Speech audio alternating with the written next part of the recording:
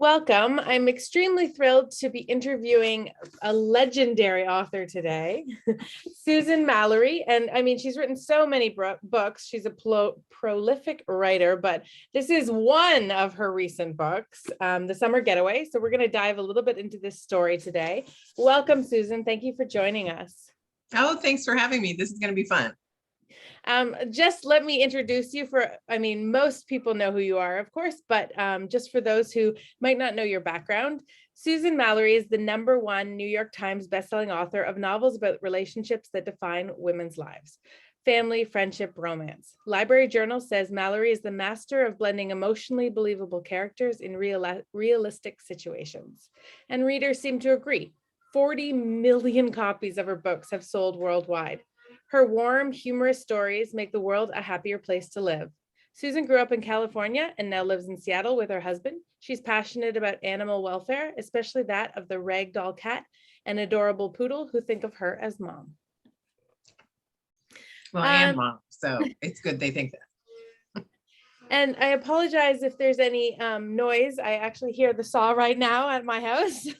We're just discussing noise that happen in our houses as we're everybody's home still. Susan, did you want to just maybe give us a little bit of an introduction of how you came into writing and where you started?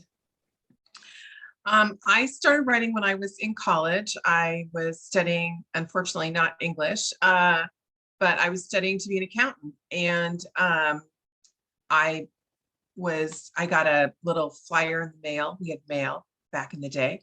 And it was for the local adult education place where they taught calligraphy and aerobics.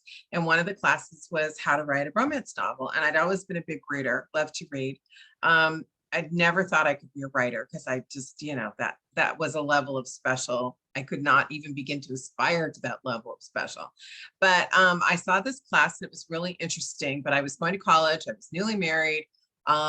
I just thought I can't do this. And 8 weeks later, I got another brochure and I thought, oh, it's still there. And she's probably not going to teach this class forever. So I signed up and I started it was an 8-week class. And by week 6, I thought, this is really what I want to do with my life. I had finally found my passion. Well, finally, I was in my early 20s, but it felt like I finally found my passion.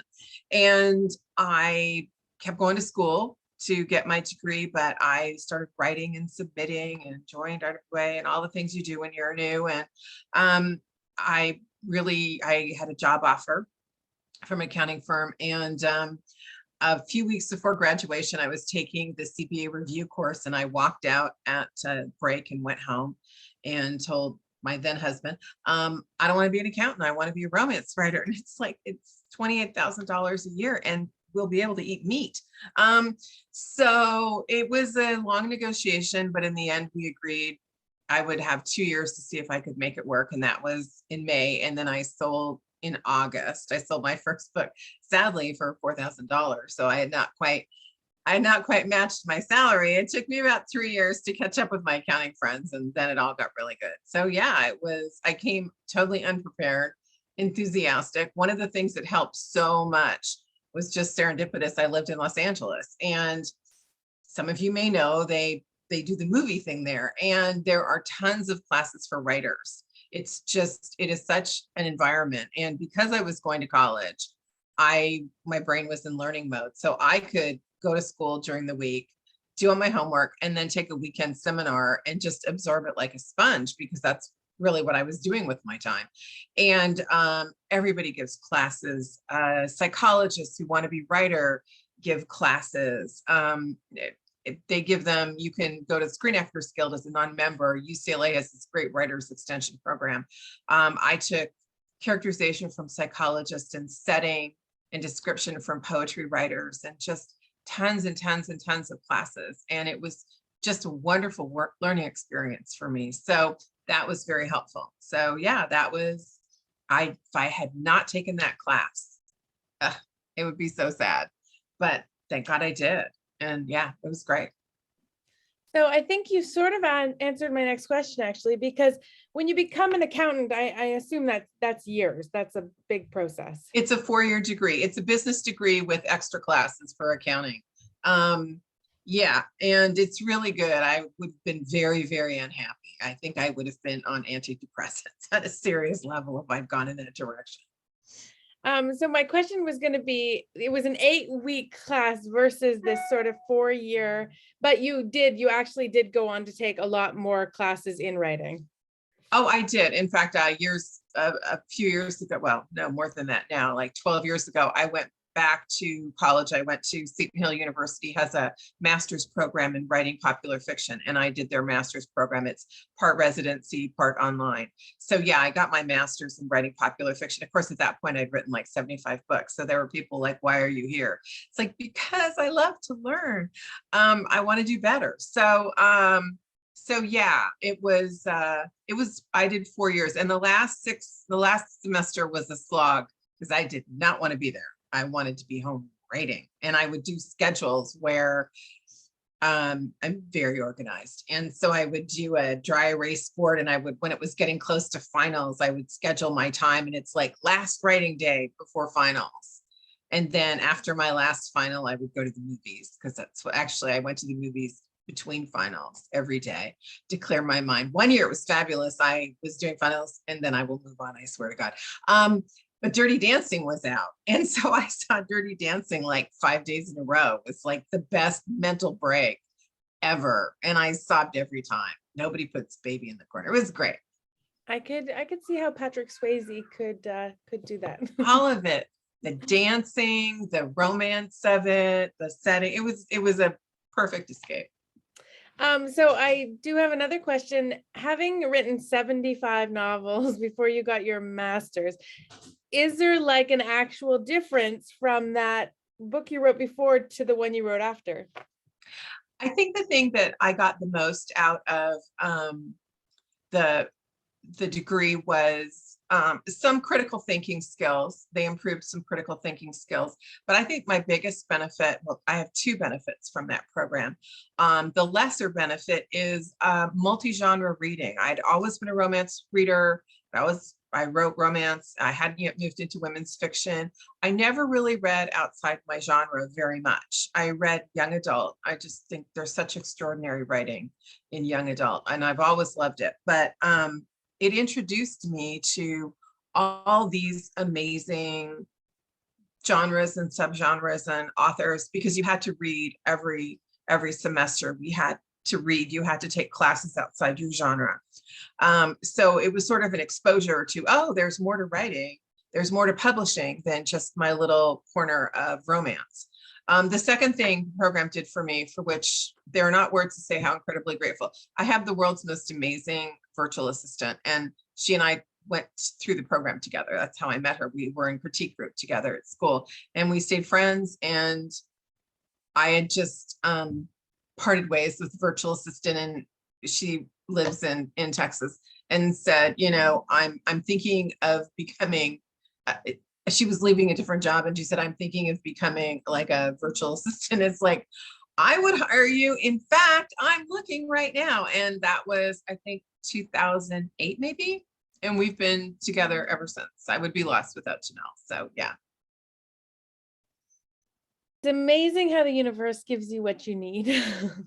I know. I was thinking about that the other day. It's like, what if I hadn't done that? What if I hadn't taken that? If I hadn't gone that semester? We were new together. We went through the whole program together. They said we were in critique group together the whole time, because they put you with people to critique. I am not a fun critique partner. I'm really blunt. And so, but that was like a magical event that changed my life, not just work-wise, but personally. Janelle and I are really good friends. I adore her. And yeah, I would be lost without her. And it was very serendipitous. All right. So I actually did try to research this, but I actually haven't come up with a decisive answer. How many books have you written? Yeah.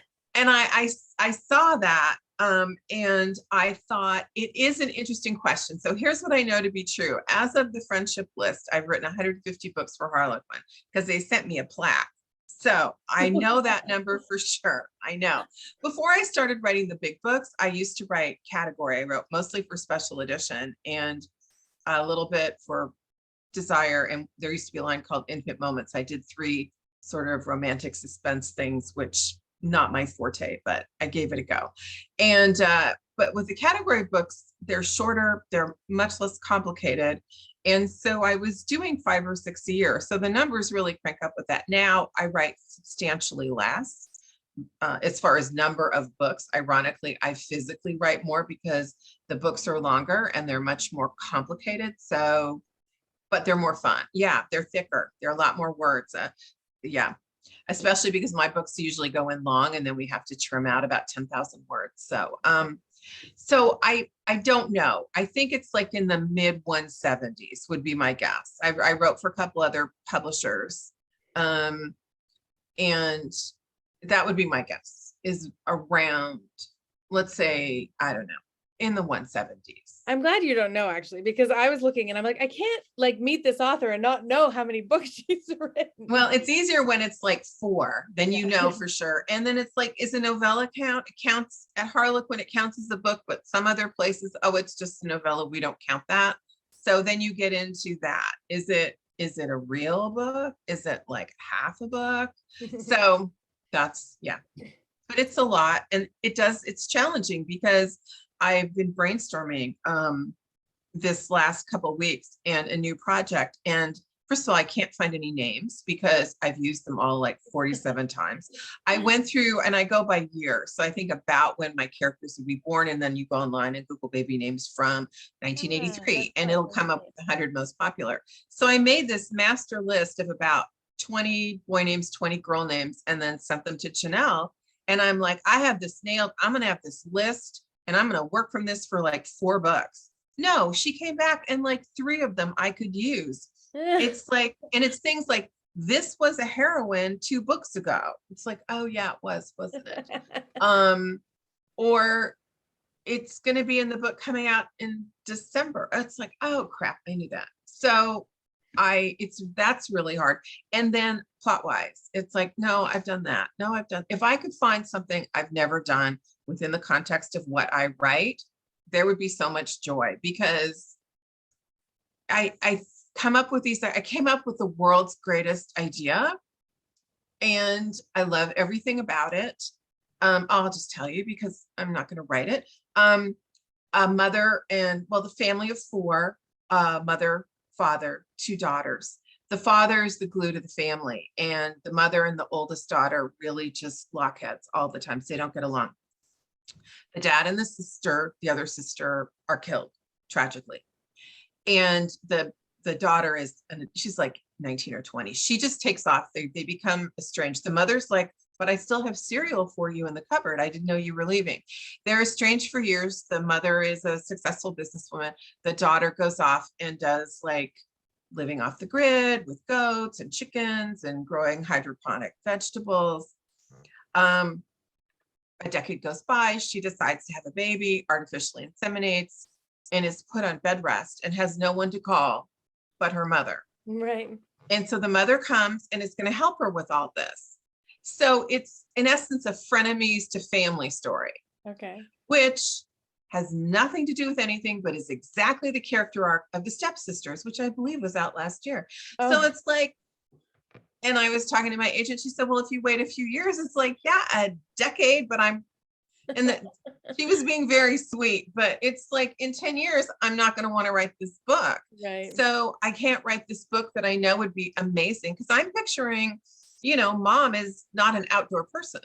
The outdoors are meant to be enjoyed through a window, right, as God intended, or he would not have invented windows. So I was seeing her with the goats.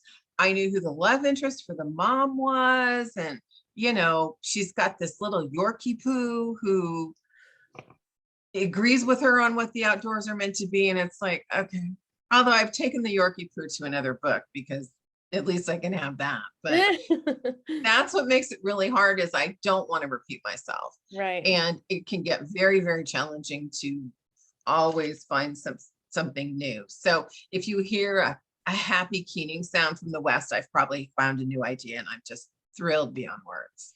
Well, I want to read the book you just told me about, to be honest. I know, but if you read the Stepsisters, it's so close to that. Right. I mean, there's no farming there, but the emotional journey, the frenemies to family it's one of my, I don't do frenemies to lovers. but sisters, or in this case, stepsisters or mom and daughter who don't get along can be fun. Although I tend to have my conflict elsewhere. Usually my families are, although no, that's not true. I have a book coming out called The Sister Effect. It comes out next year. And yeah, they have some serious sister issues going on. It was fun. It was some meaty stuff. I got to work through some drama from my past. And Do you have a sister? I do not. I am an only child, which is why I write about families all the time. I always wanted a sibling. I didn't particularly care, but someone else to blame things on. It was me and the dog, and the odds of the dog having done it were very, very small. So it was just me. There was no escape. It's like, okay, yes, I'm responsible. Let's move on. Send me to the bathroom to read my books. Speaking of which, I love that story. Have you reading in the bathtub as a child when your parents sent you to the bathroom? Yeah, they used to send me to my room and I would just read. So they punished me. They said, fine, you have to go to the bathroom. It's like, so I'm sorry, this is not heavy lifting in the mental department. I just hid books in the vanity. And so they would put me in, I put all the towels in the bathtub, curl up and read. And when I heard them in the hall saying, well, do you think it's been long enough? I would put the book away, curl back up in the tub and try to look chagrined. This is not, it's not like I was a spy or anything. It's just like, didn't you check for books? I read every second I was awake. It never occurred to you to open a drawer.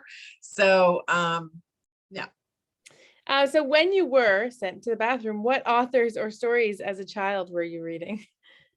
I was a very fast reader. So depending on how old I was, I can remember when I went to junior high and I walked into the library and looked at it and thought, I'm just going to start with the A's. And I did. I just started. I didn't read every book, but every book that sort of appealed to me, because I would read like a book a day. Holy and moly. You really plow through. And when I was a kid, young adult was not what it was today. I never, and people are going to like want to reach through and slap me. I just never got into like fantasy. So Lord of the Rings is not my thing. Okay.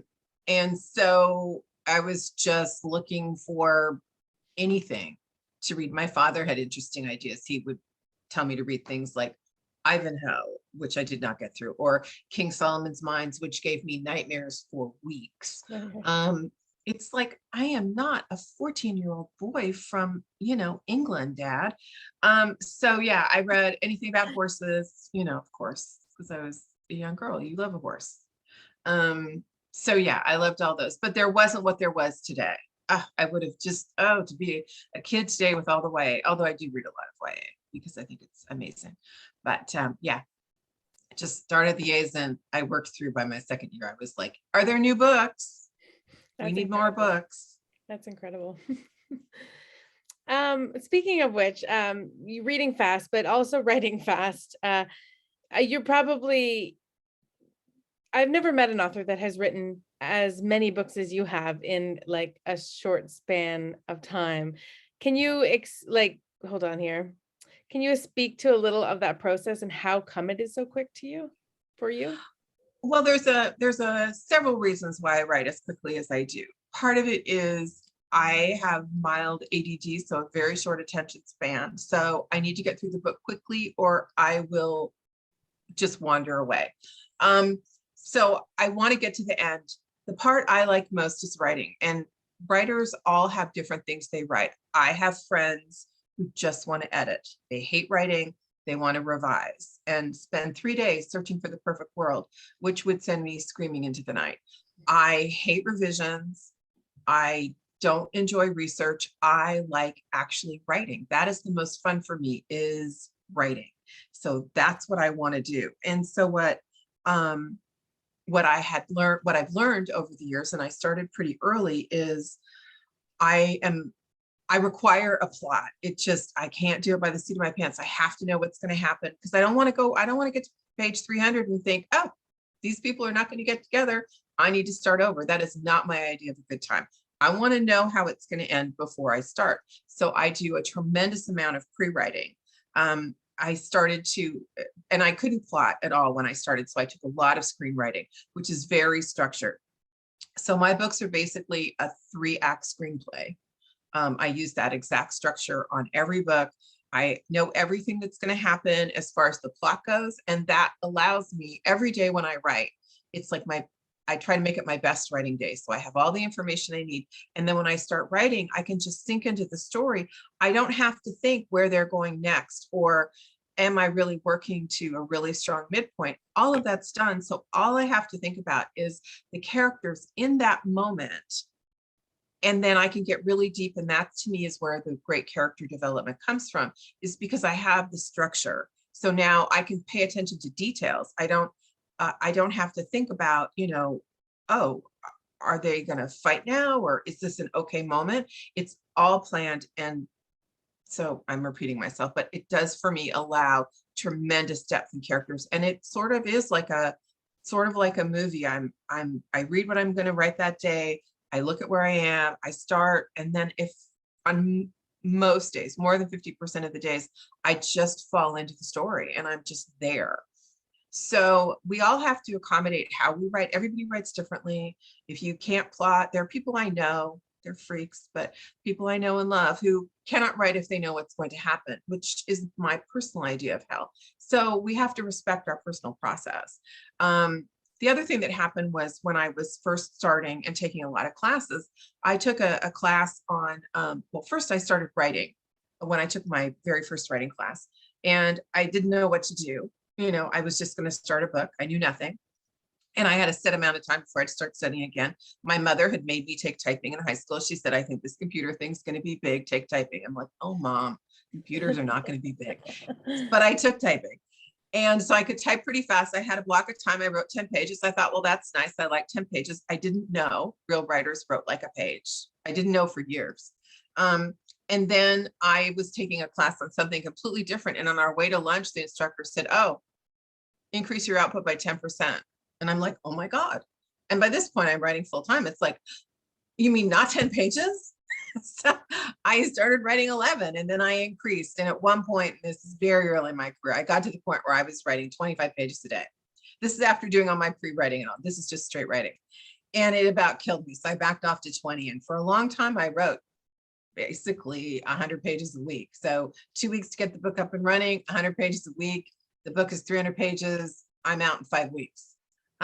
Which is how I was writing 6, 7, 8 books a year. I can no longer do that. The books are more challenging. It's harder. So I'm more like a 12, 14 pages a day book. So I'm doing about 60-ish pages a week. My books are about 600 pages. So it takes me much longer. Plus it takes me a month to get a book ready to go because it's more complicated. So all of that is to say, I didn't know any better. And I was at a writing conference, and Linda Howard, who I admire tremendously, was giving a workshop. And in the question, somebody said, how many pages do you write a day? And she said 2. And I thought, well, I want to be Linda Howard. She is who I aspire to be like. And I went home and I thought, well, real writers only write 2 pages a day. So I'm just going to write 2 pages. So I wrote 2 pages and I'm like, okay, there's 15 minutes. And I walked around and I thought, well, this is just stupid. You're never going to be Linda Howard. Accept it, move on. And so I had one day of being Linda Howard. It was an amazing day. But that was it. I was back to what I was doing. And part of it is, it's so exciting. I mean, I want to see what's going to happen next. Even though I know I want it fleshed out, not just a few sentences. I want to see how it comes out. And I have another book waiting. And then I have a book beyond that and a book beyond that. And they're all loud saying, write me, write me, write me. And so the faster I can write, the faster I get to write the next story, and that I get to write the next story. So that all plays in together. It would kill me to take a year to write a book. It's like, it just seems boring. I want to tell a story. That's the part I love, telling the story. The rest of it, not so much. So this lends to 2 questions. The first is, do you take holidays?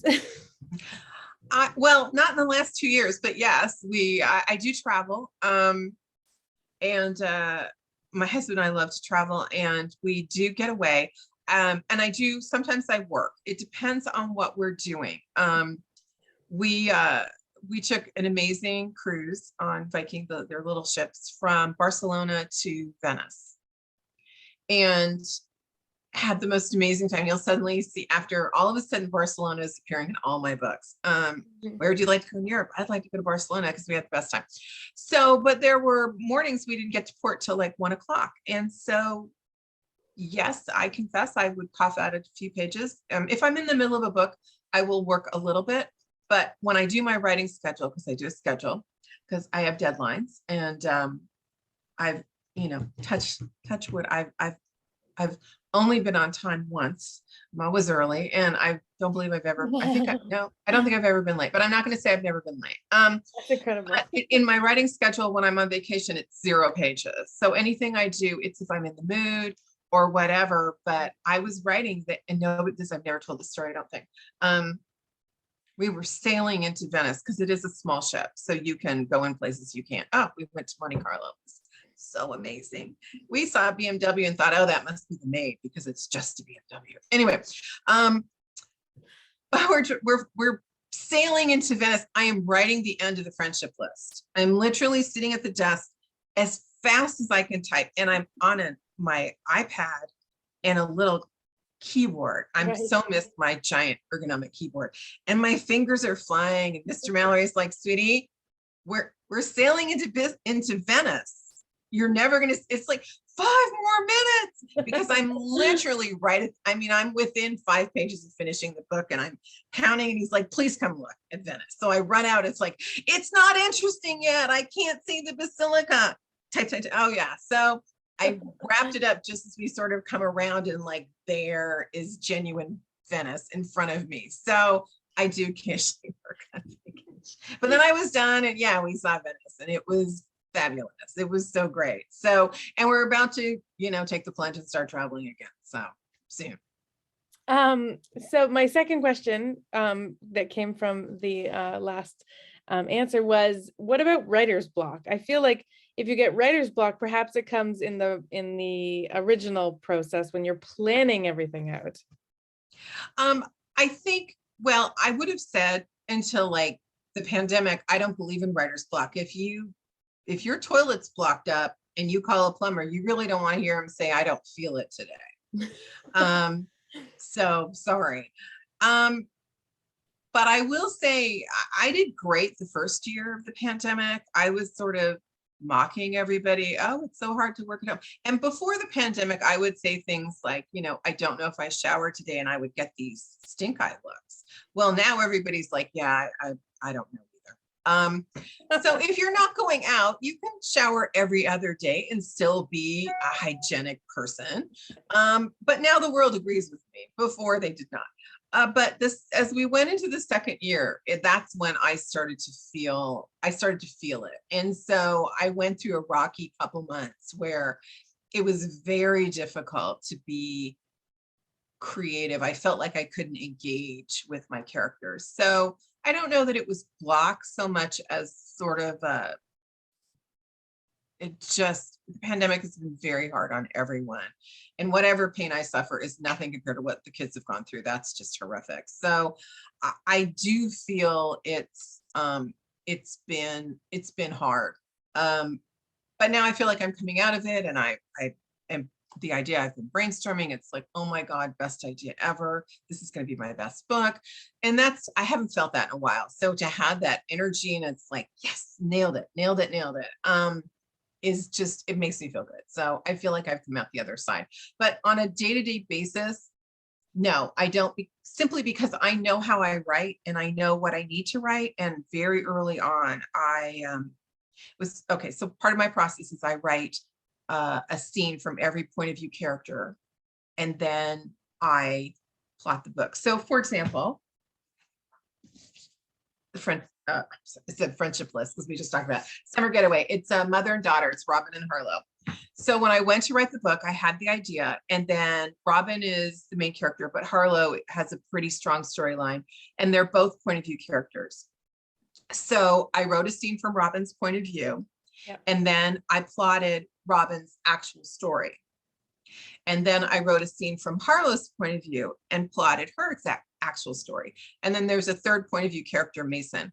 And so I wrote a scene from his point of view. He was last. And then plotted out his storyline. Now, what gets really complicated, because when you read the book, you'll find out that Mason and Robin and Harlow's story are like a braid. They just twist and twist and twist. So putting this together and figuring out how, because I know what needs to happen for Robin's storyline, where everybody's line, but it's like, okay, so this has to happen before this thing with Mason, but this has to happen with Harlow between these two. So the true time is plotting, doing the plot line, and then braiding the story, figuring out the order everything goes in. Sometimes it comes together and like I do the complete plotting and then it just like click, click, click, click, click. And so I do it in like 3 or 4 hours. And sometimes it's 3 or 4 days of me walking around. There's a lot of swearing.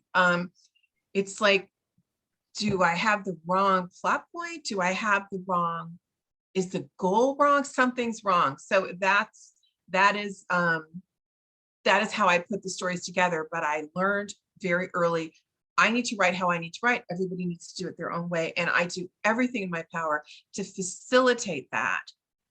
Because again, I don't want to be doing that. I want to be writing. I want to tell the story. That is my joy. I have writer friends who like everything but the writing, which to me is sad. But everybody's different. So I am a storyteller, as you can tell by how long these answers are.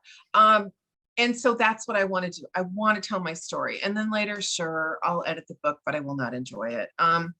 Because I really just want to be writing the next book. In a perfect world, I would type, it would appear in New York, and then in 2 years, I would listen to it on Audible, because I don't read my books, but I do listen to them, because you learn a lot from hearing the wonderful Tanya Eby say the word interesting 5 times on a page. It's like, no one caught that.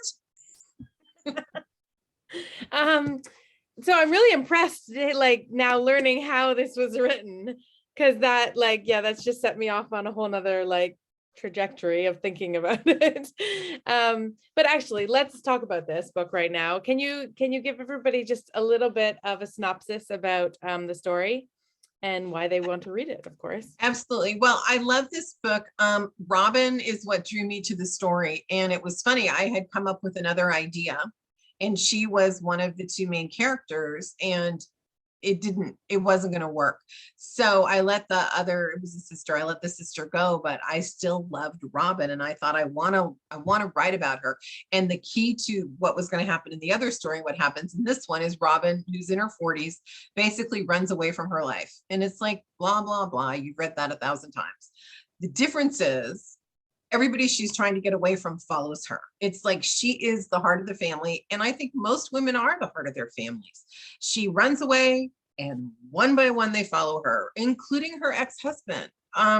They all troop after her. And it's not like it's the next town. It's from Florida to California. So off they go. And her attempt to escape fails spectacularly, because the heart doesn't get to run away. And she learns a lot about herself. So I love her story. I love Harlow's story. Also, she's the daughter. And one of the things I've always been fascinated by is a traumatic event in a child's life can basically freeze them at that age. Mm-hmm. If something really traumatic happens, like there's a death, there's a bad accident, they get sick, they go on drugs or whatever. If there is a traumatic thing, it can really stall their emotional growth. And if the parents aren't cognizant and really trying to grow the child, this can create a problem in life. And I will just say, Harlow had a traumatic event and is a little tiny bit stalled in her emotional development. So I love that, because we're all the star of our own personal show. And to find out, it's like, what do you mean I'm not perfect and mature and reasonable? It's very difficult to look in that mirror. It's embarrassing, and it just makes you feel silly, especially if you've acted like she's acted. You should feel even more than silly.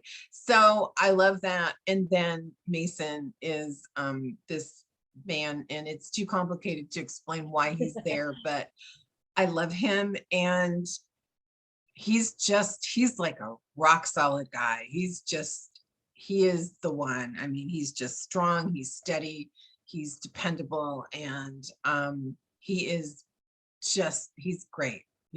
And he sees Robin as she wants to be. And isn't that what we all want from our partners? They see us as the person we aspire to be. I did So, wonder if you had based Mason on anybody that you knew. I actually never base a character on anybody I know because real life doesn't plot well. And after this many books, it's like, I don't know that many Yeah. people. So, no, but I knew what I wanted. And, it was, yeah, I knew who he was from the beginning, and he was very clear to me. Well, they were actually in this book, sometimes sometimes I get the characters, usually there's there's the person who anchors the story, and then I sometimes have to build the others. In this case, I didn't have to build anybody. I knew who they were from the beginning. I understood who they were. I knew where they were going. There were a handful of things that surprised me, but I would say less than usual. I knew these people pretty well. So this is actually not your most recent book in a normal world, and we would be talking about the book that is just to come out, but actually Yes. there is another book that's going to come out after this one. There's a book coming out this summer called, the Boardwalk Bookshop. Boardwalk And Bookshop. It comes out in May, come back right? and see me because I'm very proud of my bookcase because I am not an artistic person. It all matches. It's all blue. It all matches this one. And the Boardwalk Bookshop is a different shade of blue. And I'll be replacing the towels and the little art pieces. I had so much fun doing that. I've been watching a little too many DIY videos on, on the social media, and think I have more talent than I do. So let's all write in and say how great my office looks, because I'm so very proud. So yeah, even the picture in the back.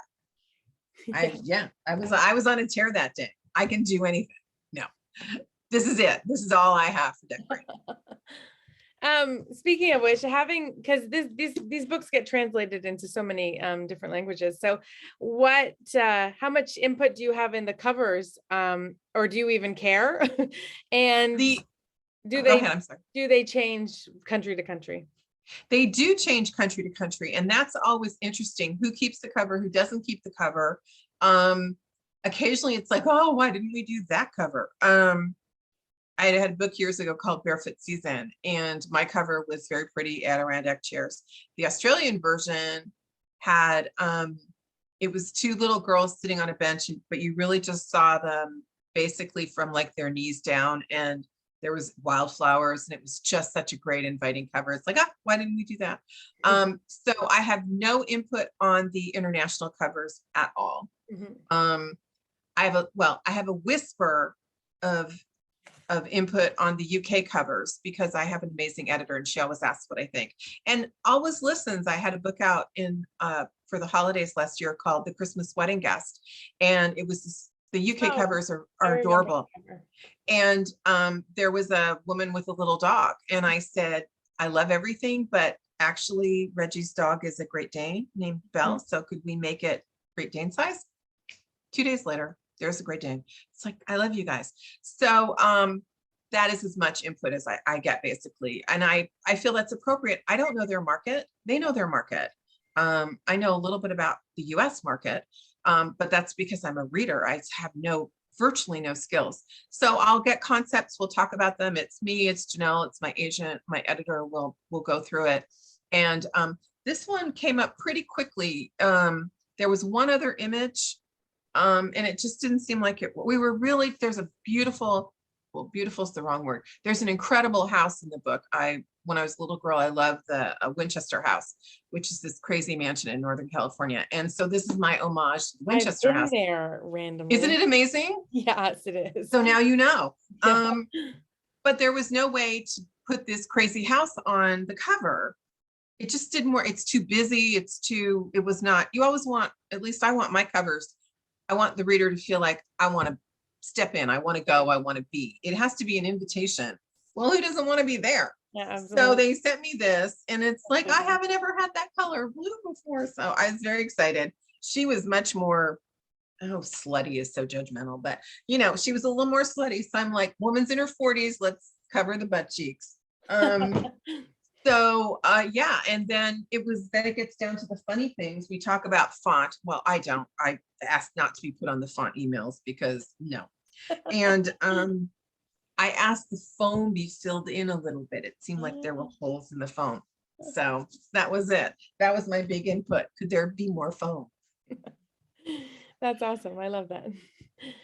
So I would be amiss. Obviously, we are a very big book club, as you can see. Yes.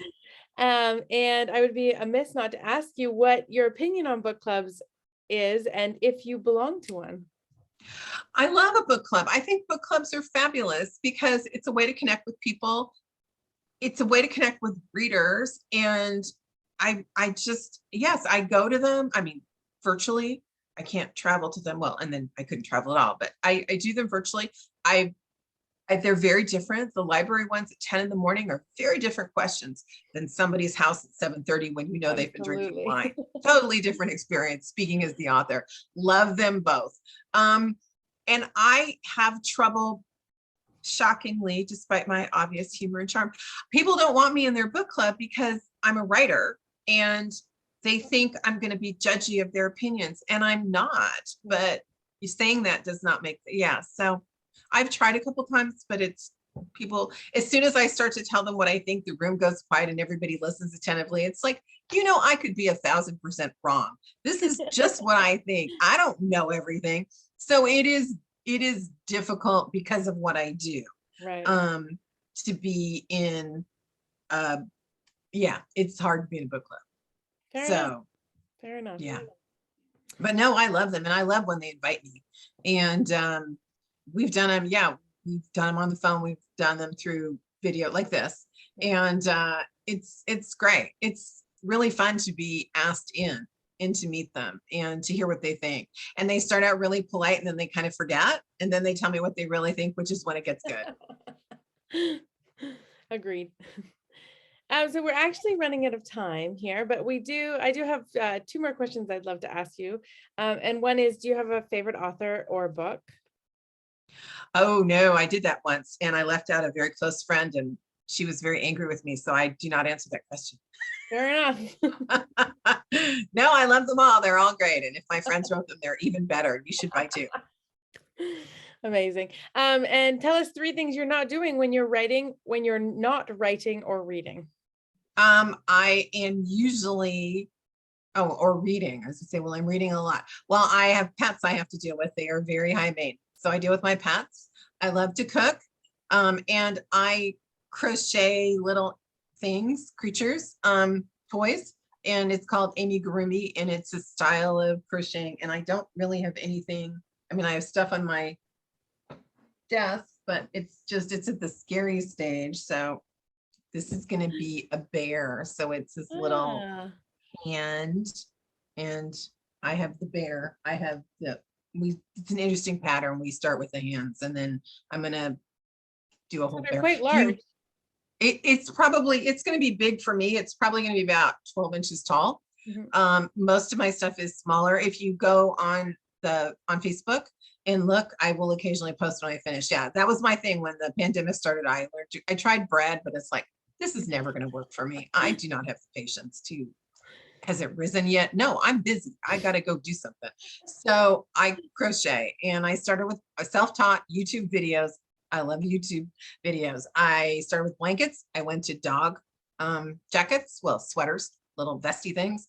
And then I found the amigurumi, and yeah, so when I have a box of them done, I have a place I send them, I donate them, and it brings me great joy. And my house is now filled with yarn. So I like it because it's not like an expensive hobby. It's not like I started collecting cars. You can get a skein of yarn for like $3. So I love that. And now Mr. Mallery knows there's a company I like called Love Crafts, and they come in a bright yellow bag. So he'll come into my office. Oh, it's a happy day. He knows what the yarn bag looks like. It's like, oh, yarn. I love that. I feel like your cat must love that as well. Yeah. Very good. Well, thank you so much for your time and for speaking with us. And well, thank you for having me. This is great. Awesome. Well, we hope to catch up with you again soon. And by then you'll have written another 20 books. And depending on how long it is, that could very well be true. All right. Take care. You too. Thank you.